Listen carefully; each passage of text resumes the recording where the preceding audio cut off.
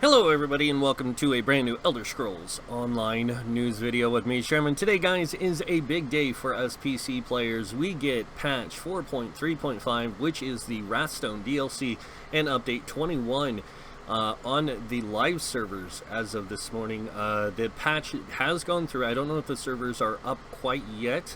I haven't had a chance to log on to see, but we are officially launched of the Wrathstone DLC, which does include the new dungeons Frostvault and Depths of Malatar, along with a bunch of new item sets in those dungeons and the new racial changes. We also get a new battleground, and some old PvP item sets get updated, and we get the new guild trader interface and zone interface, the new zone thing. So that's kind of cool. Going on through this, the patch itself is 3.41 gigabytes in size. They said to expect longer load screens when logging in for the first time too, so you might have long load screens when you're getting on. Moving on down through the list of stuff coming, let's go ahead and get on down here. So, new dungeons. Frostvault. Despite events in Vollenfell, the scholar Thorea refuses to be deterred from her quest for dwarven relics. Thara's research leads her to a long-lost dwarven ruin buried in the thawing glaciers, where the dwarven secrets await an object of immeasurable importance. Within the complex, a massive vault holds a piece of the legendary Wrathstone, a tablet carved with mysterious and arcane writings.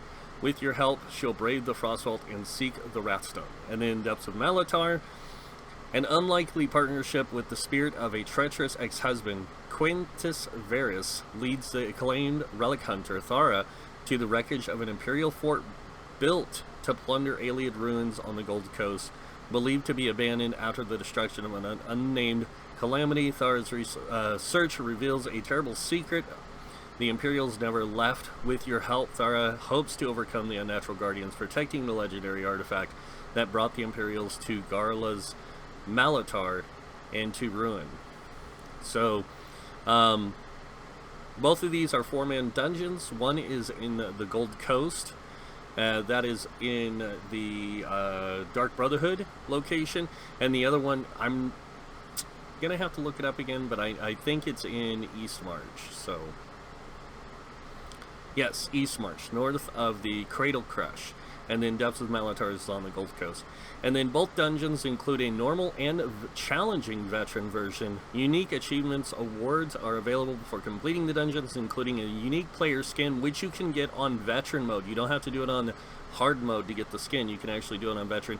A unique non-combat pet, several titles, and unique bonus housing items.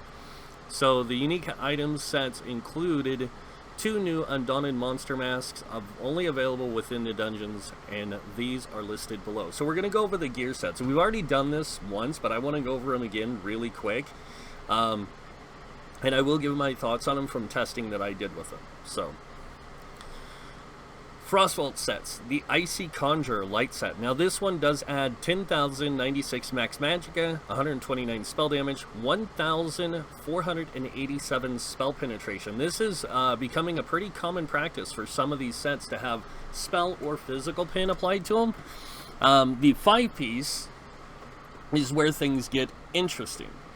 Applying a minor debuff to your enemies summons a non-reflectable Ice Wraith that will charge into your enemy, dealing 18,920 frost damage over 8 seconds. This effect can occur every 12 seconds. Now, they did change this on PTS. It used to be 4 seconds with 12 seconds. Now it's 8 seconds with 12 seconds. So now you have a 4-second in-between cooldown, basically, from when it activates and when it can be fired again. So it'll activate, it'll last for 8 seconds of the 12, and then 4 seconds after it ends, it'll refire. But you do have to apply a minor debuff, which is not the easiest thing to do, but it is possible to keep a minor debuff applied pretty easily. Zogvin's Warband. Now this is a really interesting set. Starting with the 2-piece, it adds weapon critical. 3-piece adds weapon critical. So very similar to Night Mothers. oh my god, Hunting's Rage, even Reliquant has a 2 and 3 piece critical, and then the 4 piece, it adds physical penetration instead of weapon damage or max stamina. So physical pen is pretty good. It's going to add a lot more to your penetration value. Now the nice thing about this set is it is a nice trade out for something like Advancing Yodakai. If you don't have it, you can use this set temporarily until you can get Advancing Yodakai. It does work really well. It works really good on Bobo builds. This set does. This set also works really good with new players who don't have minor force. So the 5 piece, when you deal critical damage, you gain a stack of precision, increasing your weapon critical by 129 for 10 seconds, up to a total of 10 stacks. So it gives you a total of 1,290 extra critical, which is almost 7%. So it gives you about 7% to 8% more crit. At max stacks, you also gain minor force, increasing your critical damage done by 10%. So within the 10 seconds, or 10 stacks, once you get the 10 stacks, you do gain minor force. And that's where this set kind of shines for Bobo builds. For other builds, if you don't have minor force, this is, like I said, it's a good set. Anyone who does have minor force already with Trap Beast, other skills, you can still utilize this set and keep a better ability to keep that critical damage from minor force. Zoggin's is a pretty decent set. Mighty Glacier. I'm not going to lie, after testing with this set, it has its uses, but it's really unique. So, 2 piece adds max stam, 3 piece max magicka, 4 piece adds stamina recovery and magic recovery, which plays really well into a heavy armor set for a tank who doesn't have good recovery to begin with. This is a good way to get some sustainability on a tank. But it's that 5 piece. When you cast a snare or a mobilize ability, or hit a target with a snare or a mobilize ability, you and up to 11 group members gain major resolve and major ward for 15 seconds, increasing spell and physical resist by 5,280. This effect can occur once every 10 seconds. If you're playing in a dungeon, anytime you use Heroic Slash, it does apply a snare or a mobilize on an enemy, or it applies a snare on them, which will proc this. So as long as you're using Sword and Board, or even using an Ice Staff, and you put down your Wall of Elements, any kind of snare you apply will proc this, and it will reapply it every 10 seconds. So this will never come off. And it's a really good way to keep your group sustained with resistance buffs. If you don't have a Warden in your group applying frozen... Yeah, the frozen armor. So this is a really good trade-off for that kind of thing. Stonekeeper monster set. Now this one is really interesting. The 1 piece bonus is basically an enhanced tri-stat glyph. Normal tri-stat will give you about 500 or 400 and something max stam magicka, and then 500 and something health. So this is a little bit more powerful than that. But the nice thing about this is when you block an attack, you gain an energy charge up to 1 stack per second. When you gain 6 charges, you release the energy, restoring 5,350 stamina, magicka, and healing for 5,350. After releasing the charges, you cannot renew or regain new charges for 14 seconds. So you can charge up, fire this off, charge up, fire it off, charge up, fire it off. And this does charge quickly. When I was testing it, I was pretty much every 14 seconds had this going off in testing and trials and dungeons. And it was like non-stop. If you can keep enemies hitting you, every time they hit you, you can gain a stack. So it's really easy to keep this up and to get those resources.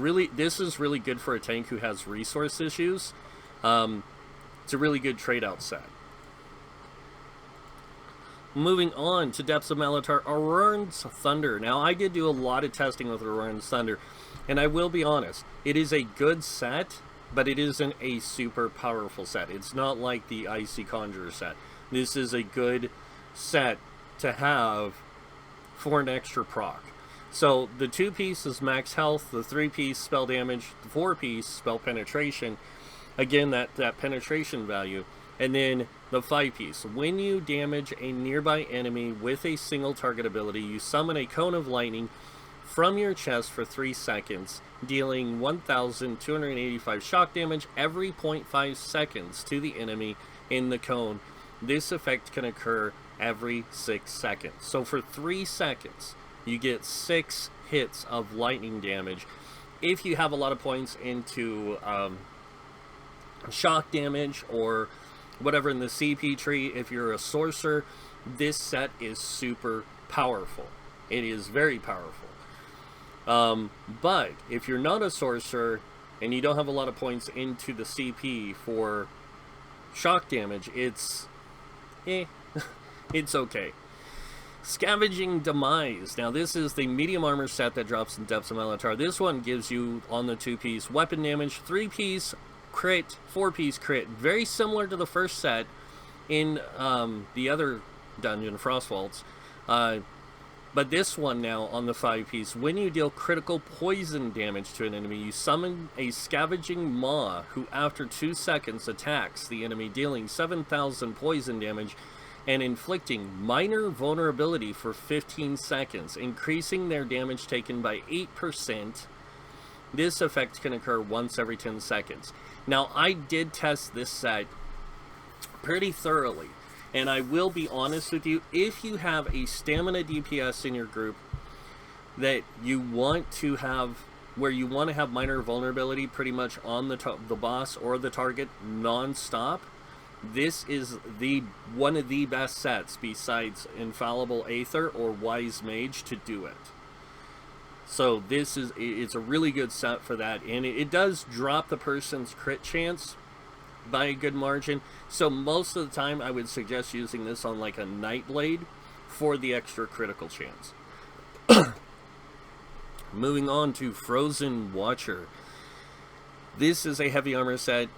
2-piece, 3-piece, and 4-piece is 2-piece stamina, 3-piece max health, 4-piece stamina. And this is where things are really interesting. This is like if you want to get extra stamina for blocking.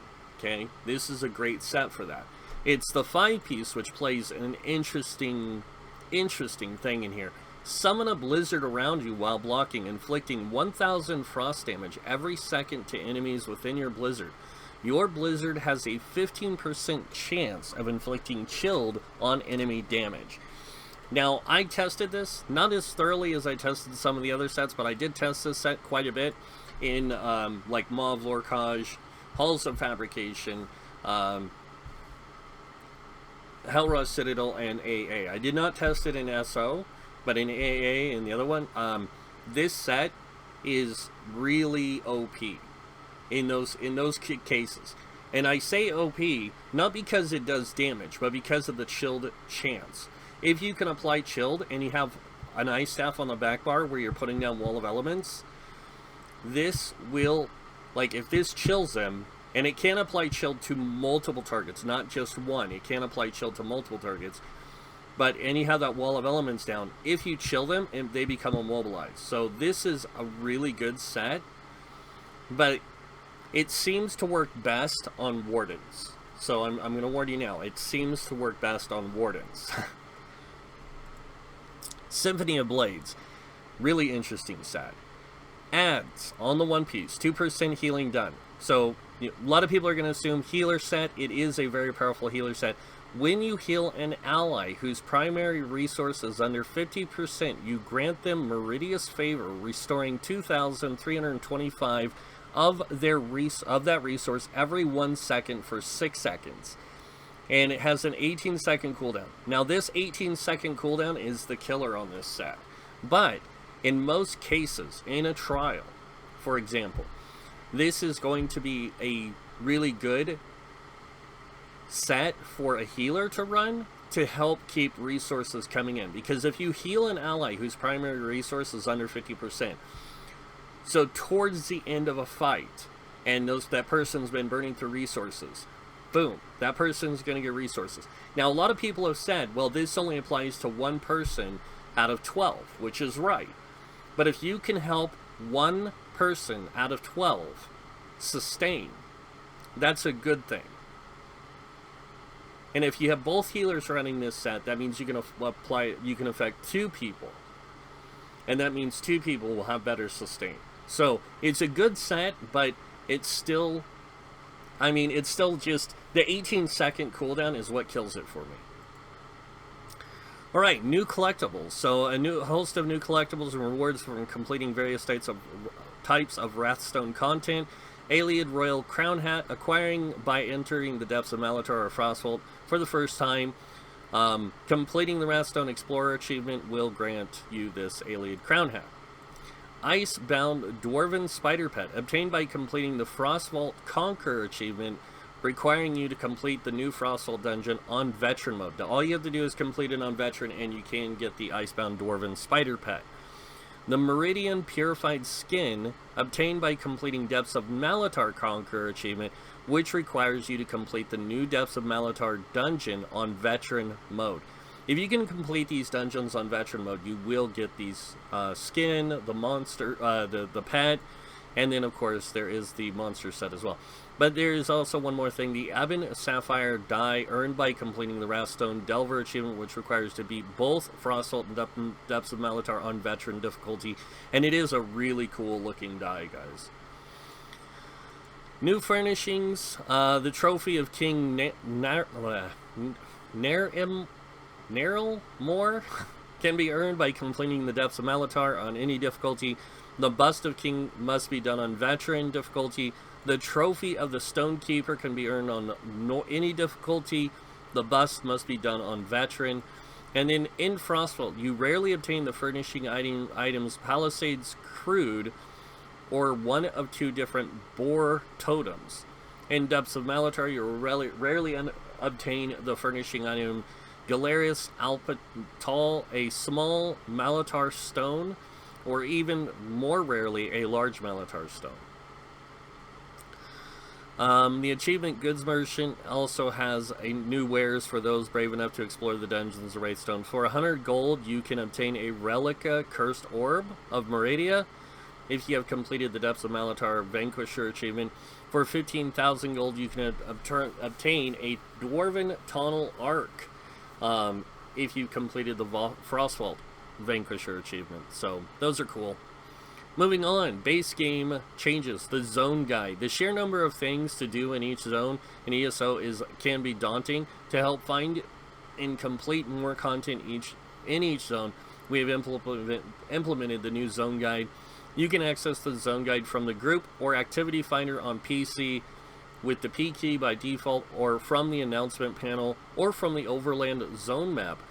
From here you can see up to 4 featured achievements for the zone, along with your completed and uncompleted activities for the following: main story quest, way shrines, delves, group delves, points of interest, striking locales, set stations, Mundus stones, public dungeons, world events, dark anchors and abyssal geysers, world bosses, sky shards, and Shalador's library books. Your progress towards completing these activities can also be seen on any Overland zone map as seen by the default M key. From the zone guides, you can press the button on the bottom of the screen to guide you to the location of your next uncompleted activity from the order list above. So you can look at different things in the zone guide. New battleground, Eld Angvar. Eld Angvar is now available to play in all playlists in Ayleid, the Lost Language of the Wild Elves. Eld Angvar means Old Ironwood. Perhaps the Ayleids hoped such a name would grant permanence to this strange site between worlds. If so, it seems to have worked. So this is like a weird floating elven ruin. It's really cool though. So, really cool battleground. If you haven't had a chance to try it, now is your time to try it on PC. And then the new collectible, PvP collectibles outfit styles. So there's the new Eleanor Alina Lion Pet, can be acquired by combining 40 Arena Gladiator proofs. The new weapon outfit styles, the Pit Demon, the Stormlord, and the Fire Drake from Battleground teams can be obtained the same way. Deathmatch matches will get you Pit Demon styles, flag games will win you Stormlord, land grab matches will earn you Fire Drake. In all cases, your chance of obtaining a new outfit style increases with your performance of each map. New Cyrodiil updates, set updates. So I'm going to go over these really fast. So first, Deadly Strikes is no longer a 2-piece set. It is now a 5-piece set, which gives weapon damage, weapon critical, weapon damage, and then increase the damage of physical, bleed, poison, disease damage over time abilities by 14%. This is a really good set, actually, especially if you're playing a dot build in medium armor. Moving on, Buff of the Swift. We're not even gonna look at the old one of this one. We're just gonna look at the new. So this one's gonna give you Magicka, spell and physical resist, and then reduce damage taken from players by 10%. This is actually quite a powerful set. I didn't expect it to be this good, but it is actually pretty good. The new Elysian Order set gives physical, spell resist, max health, and then increase your health recovery by 1% of your sum total physical and spell penetration. So it's a lot. And then this one is actually the Beckoning Still set. They did this with the PTS, and they're doing it here. So this one adds spell and physical resist, along with max health, and then generate an aura that causes up to 11 group members within the aura to take 10% less damage from projectiles. You can only be affected by one instance of Beckoning Steel. So it's an okay set. It works out pretty good from what I tested. Next up, the new Curse Eater. The Max Magicka, 2 things of mag recovery, and then the 5-piece. When you heal yourself or an ally with a direct heal ability, remove up to 3 negative effects from them. If the negative effect was removed this way, your target restores 600 Magicka. This effect can occur once every 8 seconds. So I hate to say it, but it is a very powerful set. Even with the 8 seconds, it's still pretty awesome. Moving on, Sentry set, and this is the final one, gets on the 2-piece max stamina, 3-piece weapon damage, 4-piece critical, and then 5-piece. When you begin to crouch, gain stealth detection for 10 seconds. This effect can only be activated every 30 seconds, and then there is another 5-piece bonus for weapon damage. This is actually a pretty decent set. It's not insane. You have to keep crouching and coming out of crouch to get the stealth detection. So that's the worst thing about it. New Guild Trader UI improvements. Now you can search by item name on the Guild Traders. There's name matching, there's recent searches, price per unit, and category and filter updates. Lots of new changes to the Guild Trader. It's awesome. I'm so happy for these. RIT reward improvements. Instead of only receiving materials from a lower tier than your crafting passive rank, you will now receive distribution materials, with the majority of the materials being for your current material tier based on passive rank. So now you'll get pretty much mostly in-game tier materials if you're a max level crafter. You will also receive a small amount of materials for your next tier to allow you to stockpile a bit in advance, so when you rank up, you will have the materials you need to keep going. You will receive a small amount of materials randomly chosen from a previous tier in order to support making equipment for lower level characters. New achievements. Over 40 new lines of achievements to pursue, including those for dungeons, holidays, prologues, and more. These achievements can reward titles, collectibles, or a die. And then the champion point update. We are not getting a champion point update for update 21 or the Wrathstone, and there is no they did say this in both an interview for elsewhere and afterwards, that there is no current or thing that's coming that's going to increase the champion points. Right now they're looking to investigate to make it better to work within the game. So moving on now to, I'm going to go ahead and just skip over this stuff right here. This is mostly fixes that are coming in for a lot of this stuff. Lots of things are getting fixed in Murkmire and changed. And then Orsinium, Somerset, Thieves Guild, you name it, all the other ones are getting updates. Now we're to the base game updates and combat updates. So They fixed an issue where your ability bars could appear distinct from the actual weapon when you were holding if you attempt to bar swap too frequently while casting another ability. They say they fixed it. We'll see. That one keeps seeming to slip by. They fixed an issue where some crowd control abilities could cause targets to be stuck in water, and then successfully heavily attacking a target that is blocking will now proc half resources rather than none. This means if you heavy attack, that would restore 2,160 stamina normally to a target, it will now restore 1,080 rather than 0. So this is actually really good. All pets now inherit your bonuses and derived stats. This means your critical hit chance, critical multipliers, champion points, and other percentages of healing damage and healing amplifications will be applied to your pet you summon. Item sets that summon pets will continue to non-inherit your critical strike chance. So this just makes pets really, really good now. Please note that this will not affect which stats your pets scale with, but rather if they will inherit things such as your percentage damage done modifiers. There is a little bit of info here. This was aimed at making a stat scaling system easier to understand in the long run. When you increase your own damage, your pets will now follow in scale as such. This is part of an ongoing process to make pets clearer and more enjoyable to use. Enchants. This is one where everyone's gonna throw a tantrum, but I'm okay with it. I've tested it. I'm fine with this. I will even use a crusher on a sword and board if I need to. Some of the new sets actually work really well with this change. So I'm just saying that now. I know a lot of people don't like this fact, but enchants on one-handed weapons will now be half the potency of those placed on two-handed weapons. This will apply to damage and effectiveness of enchants, but will not affect the cooldown. So this means an enchant that would normally have a 4-second cooldown and deal 4,000 damage on a two-handed weapon will deal 2,000 damage, but have a 4-second cooldown on a one-handed weapon. They do explain why this change was made to better align with the current functionality of differences in one-handed and two-handed weapons.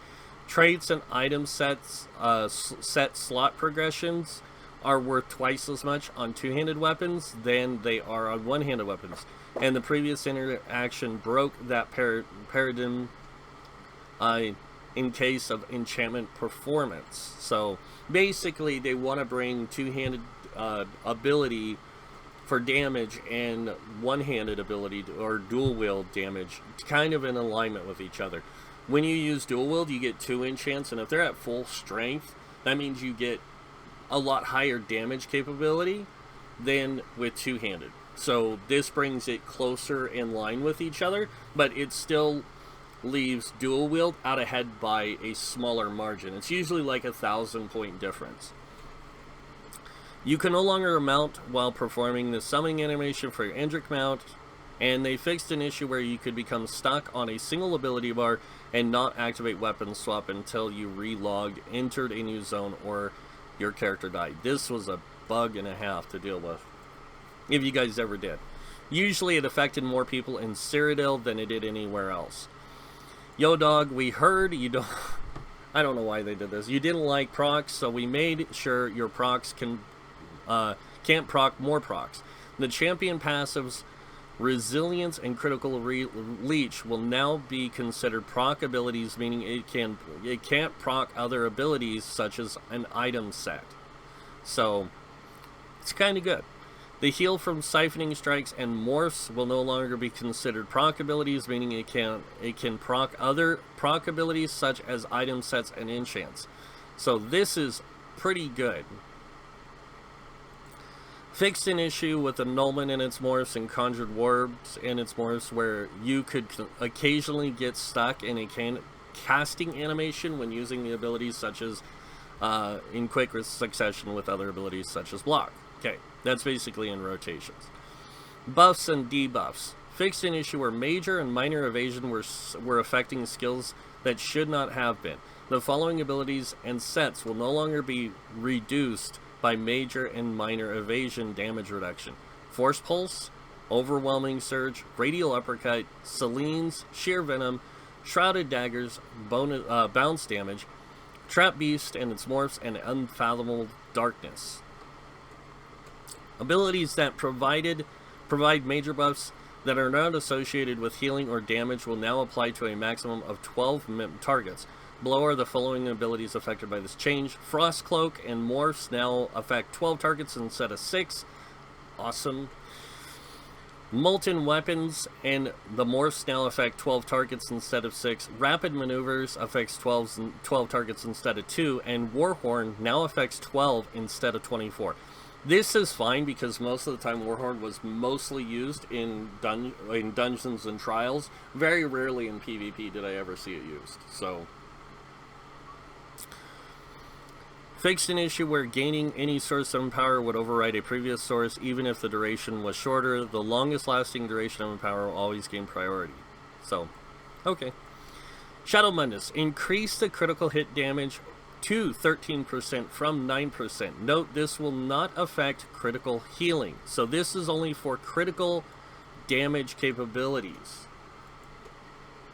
Dragon Knight, Draconic Power Spiked Armor. They fixed an issue where the damage return of this ability in its force applied before an attacker had completed their attack, which could prevent bonuses such as stealth to apply. The damage return will now fire after the incoming attack has completed rather than when it began.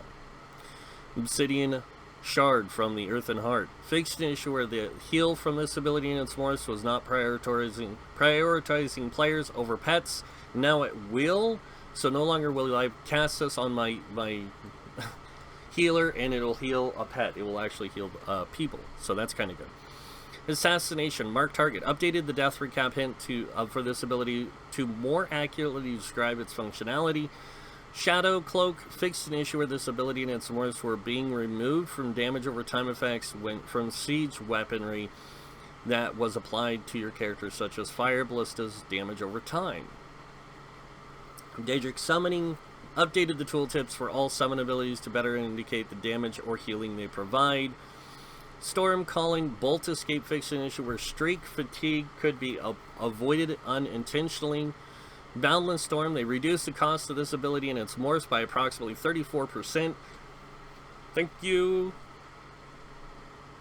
And they give a brief description. After the recent change to sourcing of Major Expedition, the morph Boundless Storm highlighted a problem for this ability where its cast was far too high for the operational power that it provided. We've based the new cost to be more in line with other sources of Major Ward and Major Resolve. In turn, this has brought Boundless Storm to a much better state where the short duration of Major Expedition can be offset with a lesser cost, such as recasting earlier is a valid choice. And it even says spoiler there. Implosion. Rename this passive to Amplitude. This passive is now reverse execute mechanic and increases your damage against targets by 1% for every 10% of health they currently have. The minimum bonus you can have, the bonuses can provide is 1% increased damage bonus. So you can actually get it up to a 5% increase in damage, so it's pretty nice. It's basically the opposite of an execute. So the higher the health, the lower the percentage, but the lower the middle, more mid-tier you get the health, the higher the percentage. Then the lower the health, you don't get it. So Overload. Your weapon will no longer be visible while you are casting a light or heavy attack while this ability and this morph toggle on. Fixed issue where these abilities' heavy attacks would not benefit from ultimate cost reduction. And Energy Overload. Fixed an issue where the Magicka return from this morph would fail to fire if the ability was reflected. Summon Storm Atronach. Fixed an issue where the charged lightning synergy granted from this ability was not properly applying the major Berserk buff to the Atronach that granted it. Now they will get that Berserk buff. Templar, Dawn's Wrath, Blazing Shield. Fixed an issue where this ability had urine, whatever, filled that limited the damage dealt to 10% of the caster's health. Now it's actually working as intended. This is awesome. Solar Barrage increased the damage dealt by this morph by approximately 10%, and this ability now grants an infinite empower bonus during the entire duration instead of a single empower for each tick. So, not even going to look at the developer spoilers on that one. Restoring Light, Cleansing Ritual, they fixed an issue where the heal from this ability in S'mores was not prioritizing the most injured targets instead of the area. Warden and Animal Companions, Swarm, fixed an issue where the visual effects from this ability in S'mores would persist on targets who entered invisibility or stealth. Growing Swarm, fixed an issue where this could target enemies in sneak or invisibility when attempting to spread to a new target. And then Wild Guardian, fixed an issue where the Crushing Swipe ability could only hit up to 6 targets. So it can actually hit more now. Green Balance, Soothing Spores, fixed an issue where this morph was using your spell crit instead of your weapon critical. That'll be good. And then on the weapons, two-handed, the heavy weapons now reduce the bleed from axe version of this passive by approximately 12%. Increase the damage from your sword from this passive to 6%. Momentum, they fixed to ensure the healing from this ability and its morphs were unintentionally proccing melee attack related requirements. Dual Wield, Twin Blade and Blunt, reduce the bleed to by approximately 12% and increase the damage to swords with 3% per sword equipped. It's kind of weird what they have to say here. The axe versions of both Twin Blade and Heavy were previously over budgeted and provided more total damage to your target than other weapon types. And then it goes on to say that the bleeds were a lot more stronger than they intended, Yeah, and then they wanted to bring swords to be more in line with the other weapons. Bow, Scattershot, fixed an issue. Yeah, okay, Volley, fixed an issue. Destruction Staff, Ancient Knowledge, this is a great change. Remove the requirement to having a Destruction Staff ability slotted to gain the effect of this passive. Now you simply need to equip a Destruction Staff type of the buff, and you gain the bonus it provides. This is really awesome, guys. Shot Cleansed, they fixed an issue where the shot explosion was not able to critically strike. Now it can. Soul Magic, Soul Trap, yep, fixed an issue. Vampire fixed an issue. Werewolf fixed an issue. And then Pursuit updated the tooltip of this passive to better reflect the actual math behind how this passive interacts. Previously the value was yeah, okay.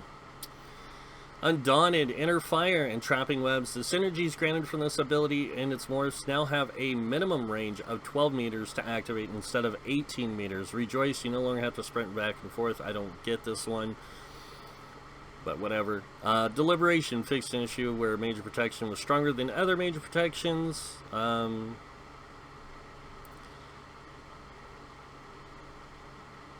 So now Imbue Weapon gives back part of the resources instead of all of them like it used to. And Time Stop increased the base cost of this ability to 8,100 from 4,590. Keep in mind that this is before the passive cost reduction from the skill line or the passive cost reduction from the ability rank up. So it's like 6,000 and something now, and it's just too high in my opinion. And it's not worth the resources spent, even for PvP. Alliance War, Assault, Vigor, fixed an issue with more approximately, Rapid Maneuvers. This ability in its force will no longer provide immunity to snares or immobilizes. This retreating maneuvers, this morph will no longer remove current snares or immobilizes, and will instead grant the affected allies a bonus in reducing damage taken from behind by 15%. So remember, run away facing the opposite direction. Do not backpedal. Alright, Purge. Fixed an issue. Yeah. Alright, this is the big discussion. The racial changes. And they show a spoiler here. I'm not even going to read it.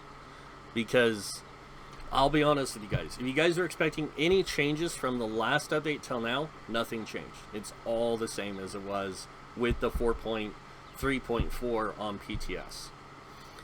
High Elf. So we're not going to look at this first change because nothing changed. The second, from the pretty much here down is what we're going to be looking at. High Health, Spell Recharge. Gain 9% Magic Recovery has been changed to Spell Recharge. Restores 645 Magicka or Stamina based on whichever is lower after activating a class ability. This effect can occur once every 6 seconds. Reduces damage taken by 5% while you're using an ability with a cast or channeled time. This includes light and heavy attack, or heavy attacks on staves, because they're all considered charged attacks, because you have to charge up to fire them off. So those are actually affected by this, which is really nice. Gift of Magnus used to get 10% max Magicka. Now you get Sirvain's Boon, which increases your max Magicka by 2,000. Elemental Talent gained 4% fire, shock, and ice damage, what is what it used to be. Now it increases your spell damage by 258. And that is a flat 258 spell damage. They do explain here, previously High Elves offered bonuses that weren't distinct enough from other races, so we decided to repurpose their recovery passives into one that captured the race's belief in destiny or birthright. In this case, your class, while tying it to their off-stat resource pool to showcase their knack for efficiency. Now when casting a class ability, they will retain or convert a portion of their cost and restore their lowest resource pool with their power of alteration magic. The Elemental Talent passive was also restricting which sorts of damage types and abilities could scale with it.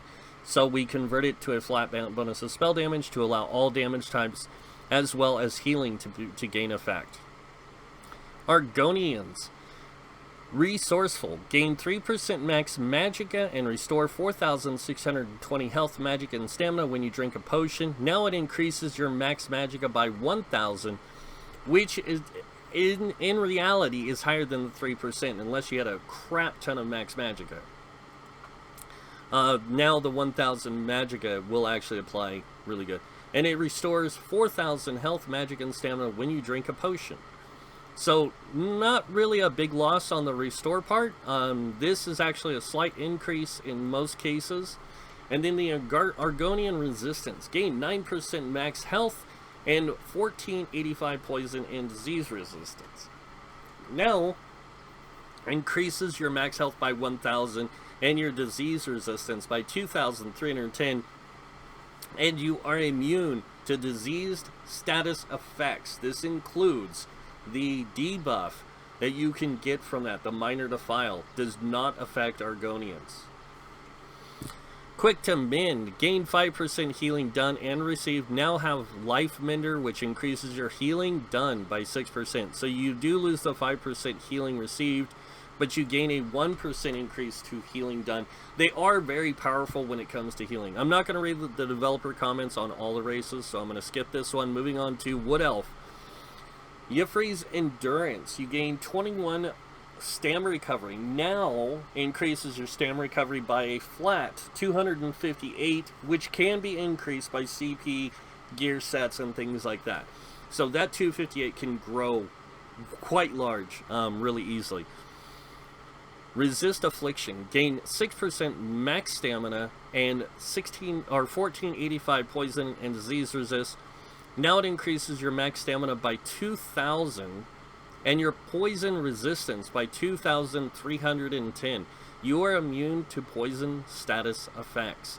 So now you get poison resistance and immunity to poison status effects. That includes the dot and the negative debuff that it does put on you, which is a healing debuff.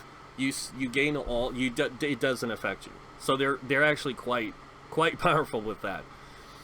Stealthy. Reduce detection radius by 3 meters and increase damage done in stealth by 10%. Now we have Hunter's Eye, which increases your stealth detection radius by 3 meters, which I get why people are mad by this, but I actually like it.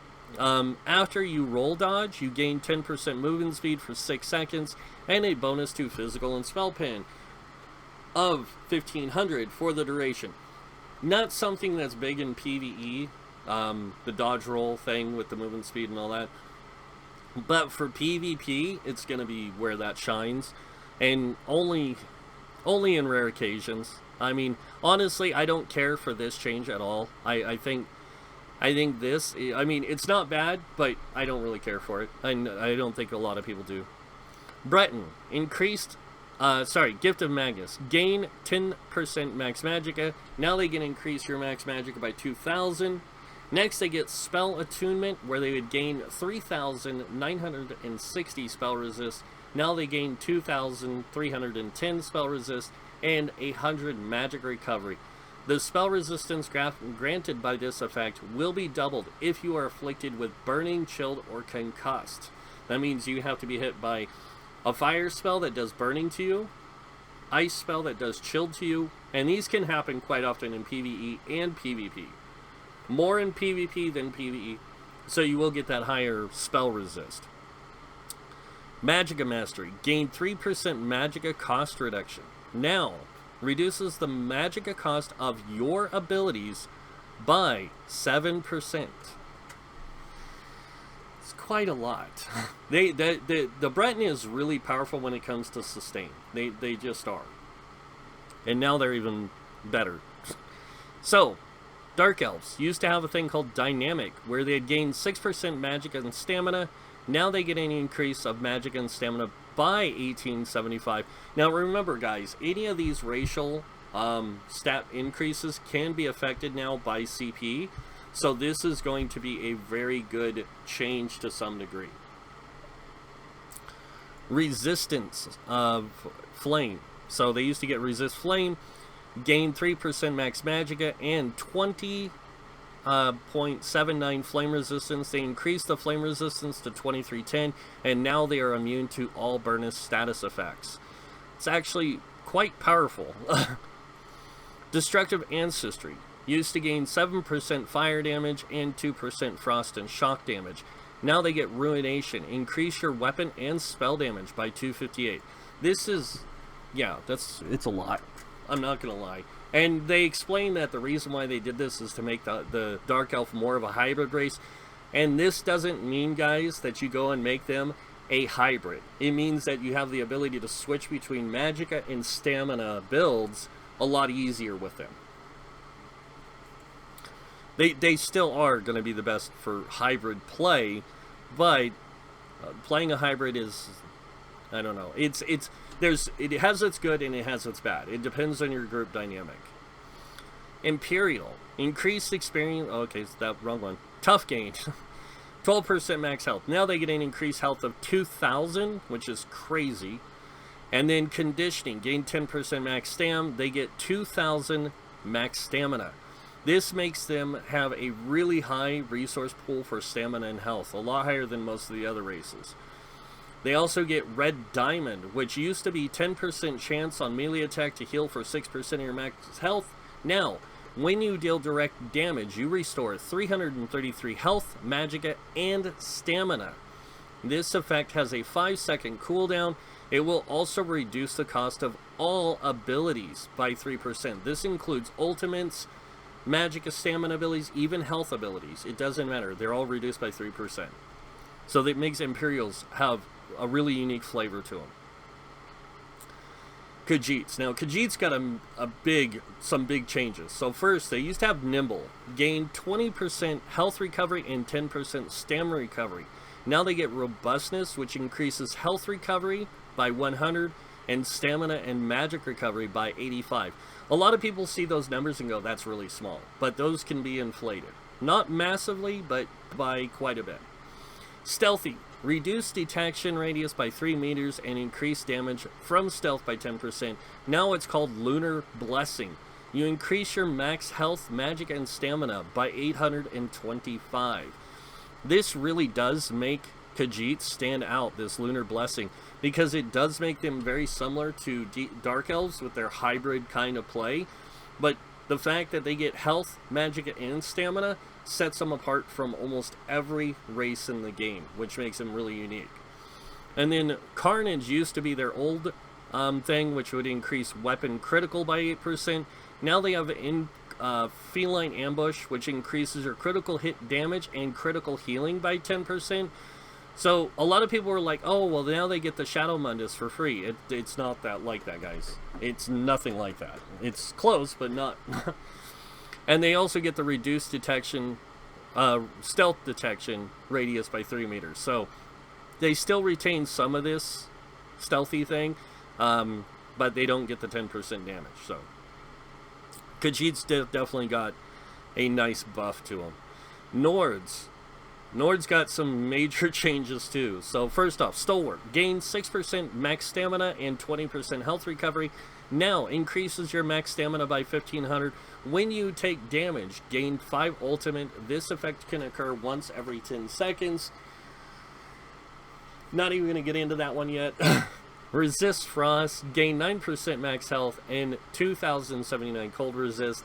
Now you increase your max health by 1000 and your cold resistance by 2310. You are immune to chilled status effects. What?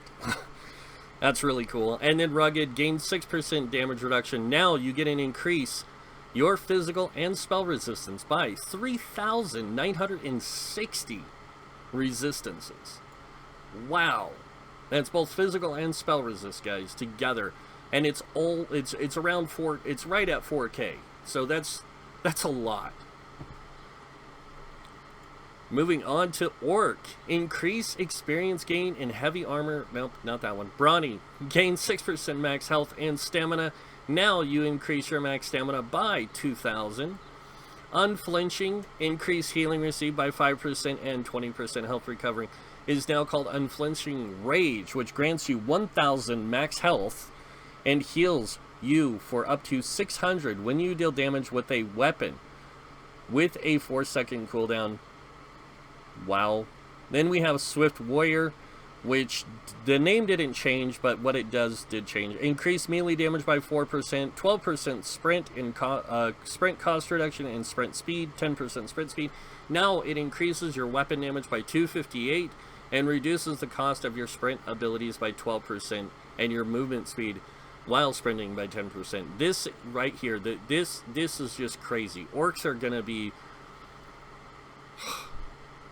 yeah, that's all I can say. Redguard.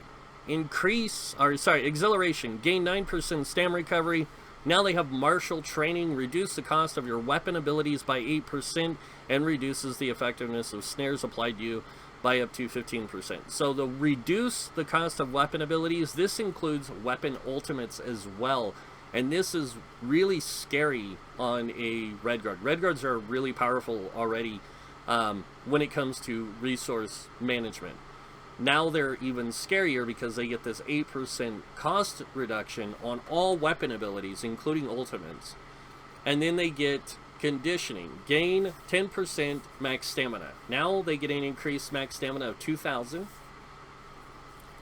And then they get Adrenaline Rush. When you deal damage with a melee attack, you restore 792 stamina.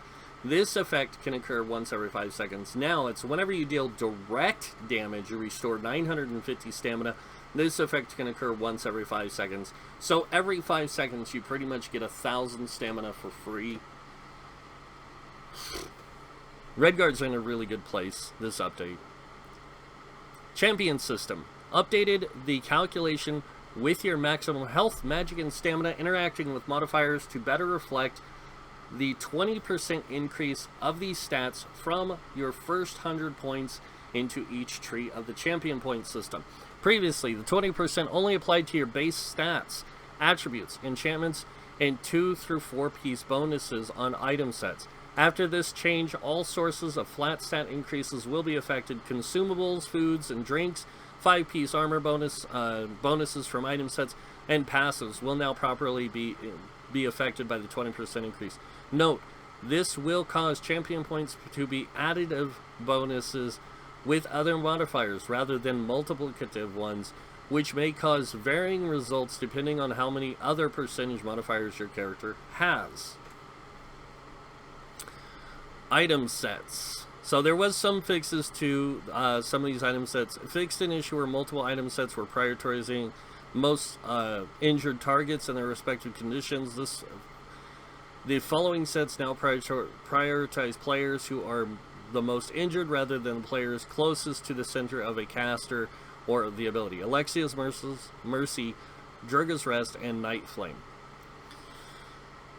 Right, fixed an issue with minor vulnerability debuff from the sets listed below were being considered buffs rather than debuffs. Infallible Mage, Noble's Conquest, Scavenging Demise, and Wise Mage. So all these sets now apply the debuff as a debuff and not as a buff. Deadly Strike. This set is now drops in Robust instead of Healthy and drops in medium armor slots due to the updates made to this set. It's a good thing I got rid of my Deadly Strike on my Warden. Fixed an issue where the Deadly Strike weapons were coming from an offensive heavy set armor box. They now come from an offensive medium armor box as they ought. This set will now show in the Bruma rather than Valustris. Deadwater's Guile. Fixed an issue where you could get multiple procs from this set from a single kill. Note the multiple players wearing this set will still generate ultimate when sharing a kill. Engine Guardian. Fixed an issue where this sentence could not trigger from abilities. Yep. Flanking Strategist. Now you gain 400 weapon damage against the target when attacking them from the side or the back. And fixed an issue where this set was increasing your healing done. Grothdar. Fixed an issue where the damage from this set could be blocked. Merciless Charge. Fixed an issue where the damage over time from this ability could be blocked. And then Plague Slinger. The Plague Singer Skeever corpses now correctly display the radius of Skeever projectiles. Plague Singer now fires 5 projectiles instead of 4, and now fires after a 1 second delay instead of a 1.5 second delay. Sentinel. Redesign the functionality of the Dweeman Spider summon from the set. The pet will no longer attempt to follow the target that it's trying to heal, which caused it to lose effective healing. The pet can no longer be targeted, and as such cannot be pushed around from the enemy attacks anymore. The pet will now last the full duration and offer proper amount of healing and stamina over its duration. That makes this set really good. Soldier of Anguish. This item set no longer drops bows or staves, as the item set triggers off of melee light attacks, which those item types cannot deliver. Steadfast Hero. Fixed an issue where the casting certain purge abilities could proc this item set without needing to remove a negative effect first. This set should only proc when a negative effect is properly removed from you with a purge ability you cast. Vulnerant Shot. Fixed an issue where the damage over time from this set could be blocked and dodged. Okay. Base game changes. There was a lot of stuff done to Alliance War and PvP. I want to talk about this. Top end leaderboards rewards now grant jewelry and items instead of all possible item slots from the 6 item sets found in the rewards of the worthy males. These include Battle Defender, Battlefield Acrobat, Indomitable Fury, Soldier of Anguish, Spell Strategist, and Steadfast Hero. You will now most likely get jewelry instead of set items from the rewards of the worthy. That's really cool. No offense. They increased the defense AP for keeps and outposts, and siege in weaponry that applies dots will no longer break invisibility from players one hit. So, Battlegrounds made adjustments to matchmaking system for veterans, putting further emphasis on making pre-made groups face other pre-made groups. Slightly moved the flags in some capture locations in Deeping Drome. So there was some art and animation fixes, some crafting and economy fixes, dungeon and group content fixes, some pretty good fixes in there. Exploration and itemization, achievements, fishing, gameplay, maps, mementos, housing, blah blah blah blah blah blah blah. Mac client fixes, that'll be good for Mac players. Lots of quests and zone changes, new UI changes, and some other stuff. I'm trying to remember which ones were really important in here, because there was a few. And yeah, so that's pretty much it for the patch notes, guys, that are with the Wrathstone DLC. There is a link in the description below if you guys want to read through these yourselves, and you guys can see which ones or which parts of these you guys like or don't dislike for yourselves. Feel free to comment below. That's also something. And other than that, that is pretty much it for this video, guys. So you know what's coming next. If you guys like the video, go ahead and hit that like button. If you guys want to see more videos by me, you can subscribe. Other than that, I want to thank you all for watching. Until next time, have a wonderful day. And this guy might see you in game. Bye.